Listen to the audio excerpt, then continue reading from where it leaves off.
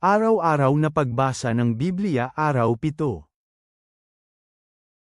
Lumang Tipan, Genesis Kapitulo 14, Genesis Kapitulo 15, Genesis Kapitulo 16. Nangyari na sa mga araw ni Amraphel, hari ng Sinner, Aryok, hari ng Elaser, Kedorlaomer, hari ng Elam, at Tidal, hari ng Goyim, na nakipagdigma sila laban kina Bera, hari ng Sedoma, Birsha, hari ng Gomora, Shinab, hari ng Adma, Shimeber, hari ng Zeboim, at sa hari ng Bela, tinatawag ding Zor. Ang limang mga hari ay nagsama-sama sa lambak ng Sidem, na tinatawag ding Dagat Asin. 12 taon silang nanilbihan kay Kedorlaomer, pero naghimagsik sila sa ika-13 taon. Pagkatapos sa ika-14 na taon, dumating at nilusob ni Kedorlaomer at ng mga haring kasama niya ang mga Rephaita sa Astarot Karnaim, ang mga Zuzita sa Ham, ang mga Emite sa Save Kiriatam, at ang mga Horyo sa kanilang bulubunduking bansa ng Seir, hanggang sa El Paran, na malapit sa disyerto. Pagkatapos lumiko sila at dumating sa Enmispat, tinatawag ding Cades, at tinalo ang lahat ng bansa ng mga Amalekita, pati na ang mga Amoaryo na nanirahan sa Hasason Tamar. Pagkatapos lumabas at naghanda para sa digmaan ang hari ng Sedoma, ang hari ng Gomora, ang hari ng Adma, ang hari ng Zeboim, at ang hari ng Bela, tinatawag ding Zor, laban kina Kedorlaomer, hari ng Elam, Tidal, hari ng Goyim, Amraphel, hari ng Sinner, Aryok, hari ng Elaser, 4 na mga hari laban sa 5. Ngayon puno ng mga hukay na may alkaitran ang lambak ng Sidem, at nang tumakas ang mga hari ng Sedoma at Gomora, nahulog sila roon. Tumakas ang mga natira patungo sa mga kabundukan. Kaya kinuha ng kaaway ang lahat ng mga kagamitan ng Sedoma at Gomora at ang lahat ng kanilang mga panustos, at nagpatuloy sa kanilang landas. Nang umalis sila, dinala rin nila si Lot, ang anak ng kapatid ni Abram na naninirahan sa Sedoma, kasama ang lahat ng kanyang mga ari-arian. Pumunta at nagsalaysay ang isang nakatakas kay Abram na Hebreo. Naninirahan siya sa may mga kakahuyan na pagmamay-ari ni Mamre, na Amoaryo, kapatid ni Eskol at Aner, na pawang mga kakampi ni Abram. Ngayon nang marinig ni Abram na nabihag ng mga kaaway ang kanyang kamag-anak, pinangunahan niya ang kanyang 318 sinanay na tauhan, na ipinanganak sa kanyang sambahayan, at tinugis niya sila hanggang sa Dan. Kinagabihan hinati niya ang kanyang mga tauhan laban sa kanila at nilusob sila, at hinabol sila hanggang sa Hoba na nasa hilaga ng Damasco. Pagkatapos dinala niya ang lahat ng mga ari-arian, at dinala rin niya ang kanyang kamag-anak na si Lot at ang kanyang mga kagamitan, pati na rin ang mga kababaihan at ang iba pang mga tao. Matapos bumalik ni Abram mula sa pagtalo kina Kedorlaomer at sa mga hari na kasama niya, ang hari ng Sedoma ay lumabas para salubungin siya sa lambak ng Save, tinatawag ding lambak ng hari. Naglabas si Melchizedek, hari ng Salem, ng tinapay at alak. Siya ay pari ng kataas-taasang Diyos. Siya ay kanyang pinagpala na nagsasabing, pagpalain ka Abram ng kataas-taasang Diyos, manlilikha ng langit at lupa. Pagpalain ng kataas-taasang Diyos, na siyang nagbigay ng iyong mga kaaway sa iyong kamay. Pagkatapos ibinigay ni Abram sa kanya ang 10 ng lahat ng kanyang pag-aari. Sinabi ng hari ng Sedoma kay Abram, ibigay mo sa akin ang mga tao, at kunin mo ang mga kagamitan para sa iyong sarili. Sinabi ni Abram sa hari ng Sedoma, itinaas ko ang aking kamay kay Yahweh, sa kataas-taasang Diyos, manlilikha ng langit at lupa, na hindi ako kukuha ng sinulid, sintas ng sandalyas, o anumang sa iyo, para ikaw ay hindi kailanman makapagsabing, ako ang nagpayaman kay Abram. Wala akong kukunin maliban sa kung anong nakain ng mga kabataang lalaki at ang bahagi ng mga lalaking sumama sa akin. Hayaang mong kunin ni Aner, Eskol, at Mamre ang kanilang bahagi. Pagkatapos ng mga bagay na ito dumating kay Abram ang salita ni Yahweh sa isang pangitain, na nagsasabing, huwag kang matakot, Abram. Ako ang iyong panangga at iyong pinakadakilang gantimpala. Sinabi ni Abram, Panginoong Yahweh, ano ang ibibigay mo sa akin, yamang nagpapatuloy akong walang anak, at ang tagapagmana ng aking bahay ay si Eliezer ng Damascus? Sinabi ni Abram, dahil hindi mo ako binigyan ng anak, tingnan mo, ang wala ng aking bahay ay siyang aking tagapagmana. Pagkatapos, narito, dumating ang salita ni Yahweh, nagsasabing, ang taong ito ay hindi mo magiging tagapagmana, sa halip manggagaling sa inyong sariling katawan ang siyang magiging tagapagmana mo. Pagkatapos siya ay dinala niya sa labas, at sinabing, tumingala ka sa langit, at bilangin mo ang mga bituin, kung kaya mo silang bilangin. Pagkatapos sinabi niya sa kanya, ganoon din karami ang iyong magiging mga kaapu-apuhan. Naniwala siya kay Yahweh, at itinuring ito sa kanya bilang pagiging matuwid. Sinabi niya sa kanya, ako si Yahweh na nagdala sa iyo palabas ng Ur ng mga Koldeo, para ibigay sa iyo ang lupaing ito para manahin ito. Sinabi niya, Panginoong Yahweh, paano ko malalaman na mamanahin ko ito? Pagkatapos sinabi niya sa kanya, dalhan mo ako ng 3 taong gulang na baka, 3 taong gulang na babaeng kambing at 3 taong gulang na lalaking tupa, 1 kalapati at 1 batang pitson. Dinala niya sa kanya lahat ng ito, at hinati ang ito sa 2, at nilapag sa magkabilang bahagi ang bawat kalahati, pero hindi niya hinati ang mga ibon. Nang bumaba ang mga ibong mandaragit para kainin ang mga patay na hayop, itinaboy sila ni Abram papalayo. Pagkatapos ng palubog na ang araw, nakatulog ng mahimbing si Abram, at masdan, siya ay nilukuban ng isang malalim at nakakapangilabot na kadiliman. Pagkatapos sinabi ni Yahweh kay Abram, alamin mong tiyak na ang iyong mga kaapu-apuhan ay magiging dayuhan sa lupaing hindi kanila, at sila ay gagawing alipin at aapihin sa loob ng 400 taon. Hahatulan ko ang bansang iyon na paglilingkuran nila, at pagkatapos sila ay lalabas na may saganang mga ari-arian. Pero ikaw ay pupunta sa iyong mga ama ng payapa, at ikaw ay ililibing sa angkop na katandaan. Sa ika-4 na salinlahi sila ay muling babalik dito, dahil ang mga kasalanan ng mga amo rito ay hindi pa nakaabot sa sukdulan nito. Nang lumubog na ang araw at dumilim, masdan, isang umuusok na banga at umaapoy na sulo ang dumaan sa pagitan ng mga piraso. Sa araw na iyon gumawa si Yahweh ng tipan kay Abram, na nagsasabing, ibinibigay ko sa iyong kaapu-apuhan ang lupaing ito, mula sa ilog ng Ehipto patungo sa dakilang ilog ng Euphrates, ang mga Senyo, ang mga Senizeo, ang mga Kadmaneo, ang mga Heteo, ang mga Perezeo, ang mga Rifaiata,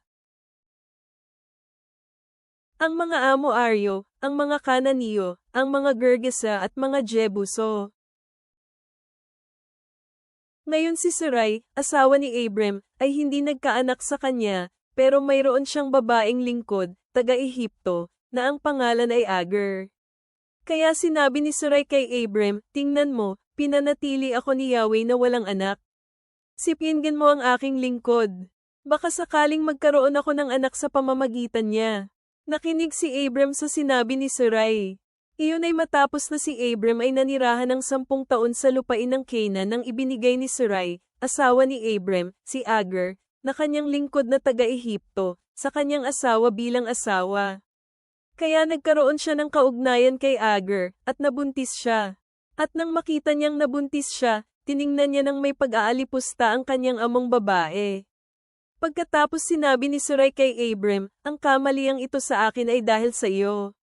Ibinigay ko ang aking babaeng lingkod sa iyong mga bisig, at nang makita niyang siya ay nabuntis, hinamak niya ako sa kanyang paningin. Hayaan mong si Yahweh ang humatol sa pagitan natin. Pero sinabi ni Abram kay Sarai, tingnan mo, nasa iyong kapangyarihan ang iyong babaeng lingkod, gawin mo sa kanya ang iniisip mong pinakamabuti. Kaya pinagmalupitan siya ni Sarai, at siya ay tumakas mula sa kanya. Ang anghel ni Yahweh ay nakita siya sa isang bukal ng tubig sa ilang, ang bukal na matatagpuan sa daan patungong Shur. Sinabi niya, Agar, alipin ni Sarai, saan ka nang galing at saan ka pupunta? Sinabi niya, tumakas ako mula sa aking among babae na si Sarai. Sinabi sa kanya ng anghel ni Yahweh, bumalik ka sa iyong among babae, at sumailalim ka sa kanyang kapangyarihan. Pagkatapos sinabi ng anghel ni Yahweh sa kanya, labis kong pararamihin ang iyong mga kaapu-apuhan para maging napakarami nila para bilangin. Sinabi rin sa kanya ng anghel ni Yahweh, tingnan mo, ikaw ay buntis, at mangganganak ka ng isang anak na lalaki, at pangangalanan mo siyang Ismael, dahil narinig ni Yahweh ang iyong paghihirap. Siya ay magiging isang lalaking mistulang mabangis na asno. Magiging kalaban siya ng bawat tao at bawat tao ay magiging kalaban niya at mamumuhay siyang hiwalay sa kanyang mga kapatid.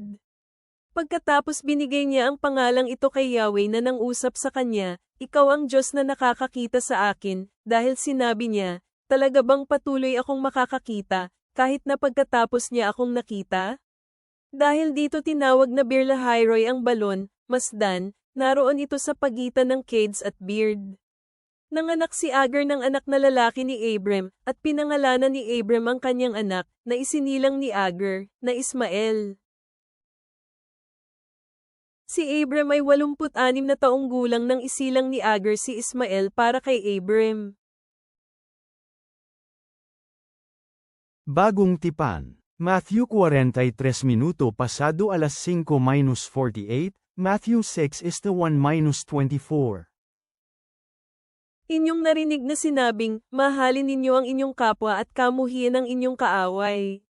Ngunit sinasabi ko sa inyo, mahalin ninyo ang inyong mga kaaway at ipanalangin ang mga umuusig sa inyo, upang magiging mga anak kayo ng inyong amang nasa langit, sapagkat pinasisikat niya ang kanyang araw sa mga masama at mabuti at kanyang ipinadadala ang ulan sa mga matutuwid at sa mga hindi matutuwid. Inyong narinig na sinabing, mahalin ninyo ang inyong kapwa at kamuhian ang inyong kaaway. Ngunit sinasabi ko sa inyo, mahalin ninyo ang inyong mga kaaway at ipanalangin ang mga umuusig sa inyo, upang magiging mga anak kayo ng inyong amang nasa langit, sapagkat pinasisikat niya ang kanyang araw sa mga masama at mabuti at kanyang ipinadadala ang ulan sa mga matutuwid at sa mga hindi matutuwid. Sapagkat kung mamahalin ninyo lamang ang mga nagmamahal sa inyo, anong gantimpala ang inyong makakamit? Hindi ba't ganyan din ang ginagawa ng mga maniningil ng buwis? At kung ang mga kapatid ninyo lamang ang inyong babatiin, ano ang ginawa ninyo na higit sa iba? Hindi ba't ganyan din ang ginagawa ng mga gentil? Kaya dapat kayong maging ganap sapagkat ang inyong amang nasa langit ay ganap. Pag-ingatan ninyo na hindi ninyo gawin ang inyong mga gawain ng katwiran sa harap ng mga tao upang makita nila ito, kung hindi ay wala kayong matatanggap na gantimpala mula sa Ama na nasa langit. Kung magbibigay ka ng mga limos, huwag mong patunugin ang isang trumpeta para sa iyong sarili tulad ng ginagawa ng mga mapagpanggap sa mga sinagoga at sa mga lansangan, upang sumaka nila ang papuri ng mga tao. Totoo itong sasabihin ko sa inyo, natanggap na nila ang kanilang gantimpala. Ngunit kung magbibigay ka ng mga limos, huwag mong hayaang malaman ng kaliwang kamay ang ginagawa ng iyong kanang kamay, upang maibigay mo ng lihim ang iyong handog. At ang iyong ama na nakakakita sa lihim ang gagantimpala sa iyo. At kung manalangin kayo, huwag kayong maging katulad ng mga mapagpanggap, sapagkat nais nilang tumayo at manalangin sa mga sinagoga at mga sulok ng lansangan upang makita ng mga tao. Totoo itong sinasabi ko sa inyo, natanggap na nila ang kanilang gantimpala. Ngunit ikaw, kung mananalangin ka, pumasok ka sa loob ng iyong silid. Isara ang pinto at manalangin ka sa iyong ama na nasa lihim. At ang iyong ama na nakakakita sa lihim ang gagantimpala sa inyo. At kung mananalangin kayo, huwag kayong gumamit ng paulit-ulit ng mga walang kabuluhang salita tulad ng ginagawa ng mga gentil, sapagkat iniisip nila na mas maririnig sila dahil sa dami ng kanilang sinasabi. Kaya, huwag kayong maging katulad nila, sapagkat alam ng inyong ama ang mga bagay na inyong kailangan bago pa ninyo hilingin sa Kanya. Kaya manalangin kayo ng katulad nito, Ama naming nasa langit, gawing banal ang iyong pangalan. Pumarito ang inyong kaharian, mangyari ang iyong kalooban, dito sa lupa katulad ng sa langit. Bigyan mo kami ngayon ng aming pang-araw-araw na pagkain. Patawarin mo kami sa aming mga pagkakautang katulad din ng pagpapatawad namin sa mga nagkautang sa amin. At huwag mo kaming dalhin sa tukso, ngunit iligtas mo mula sa masama. Sapagkat kung patatawarin ninyo ang pagkakasala ng mga tao, patatawarin din kayo ng Ama na nasa langit. Ngunit kung hindi ninyo patatawarin ang kanilang pagkakasala, maging ang inyong Ama ay hindi rin patatawarin ang inyong pagkakasala. Bukod doon, kung mag-aayuno kayo, huwag kayong magmukhang nagdadalamhati katulad ng ginagawa ng mga mapagpanggap, sapagkat dinudungisan nila ang kanilang mga mukha upang makita ng mga taong nag-aayuno sila. Totoo itong sasabihin ko sa inyo, natanggap na nila ang kanilang gantimpala. Ngunit ikaw, kung mag-aayuno ka, lagyan mo ng langis ang iyong ulo at maghilamos ka. Sa ganoon ay hindi ka mapansin ng mga tao na nag-aayuno, ngunit sa iyong Ama na nasa lihim lamang. At gagantimpalaan ka ng iyong Ama na nakakakita sa lihim. Huwag kayong mag-ipon ng mga kayamanan para sa inyong sarili dito sa lupa, kung saan sisirain ng tanga at kalawang, at kung saan papasukin at nanakawin ng mga magnanakaw. Sa halip, mag-ipon para sa inyong sarili ng mga kayamanan sa langit, kung saan maging mga tanga ni kalawang ay di kayang sirain, at kung saan ang mga magnanakaw ay di kayang pasukin at nakawin. Sapagkat kung saan naroon ang iyong kayamanan, naroon din ang iyong puso. Ang mata ay ang ilaw ng katawan. Kaya kung mabuti ang inyong mata, mapupuno ng liwanag ang buong katawan. Ngunit kung masama ang inyong mata, ang inyong buong katawan ay puno ng kadiliman. Kaya kung ang liwanag na nasa inyo ay pawang kadiliman, napakatindi ng kadilimang iyon. Walang sino man ang maaaring maglingkod sa dalawang amo, sapagkat kakamuhian niya ang isa at mamahalin ang isa, o di kaya tapat siya sa isa at hahamakin ang isa. Hindi ninyo maaaring paglingkuran ang Diyos at ang kayamanan. Sapagkat kung saan naroon ang iyong kayamanan, naroon din ang iyong puso. Ang mata ay ang ilaw ng katawan. Kaya kung mabuti ang inyong mata, mapupuno ng liwanag ang buong katawan. Ngunit kung masama ang inyong mata, ang inyong buong katawan ay puno ng kadiliman. Kaya kung ang liwanag na nasa inyo ay pawang kadiliman, napakatindi ng kadilimang iyon. Walang sino man ang maaaring maglingkod sa dalawang amo, sapagkat kakamuhian niya ang isa at mamahalin ang isa, o di kaya tapat siya sa isa at hahamakin ang isa. Hindi ninyo maaaring paglingkuran ang Diyos at ang kayamanan. Mga awit, Psalm 6. Yahweh, huwag mo akong sawayin sa iyong galit o ituwid sa iyong puot. Maawa ka sa akin, Yahweh, dahil mahina ako, pagalingin mo ako, Yahweh, dahil nanginginig ang aking mga buto. Labis ding nababagabag ang aking kaluluwa. Pero ikaw, Yahweh, hanggang kailan ito magpapatuloy? Bumalik ka, Yahweh, sagipin mo ako. Iligtas mo ako dahil sa iyong katapatan sa tipan. Dahil walang alaala tungkol sa iyo sa kamatayan. Sino ang magbibigay ng pasasalamat sa iyo sa Sheol? Pagod na ako sa aking paghihinagpis. Buong gabi kong binabasa ng luha ang aking higaan, hinuhugasan ko ng luha ang aking upuan.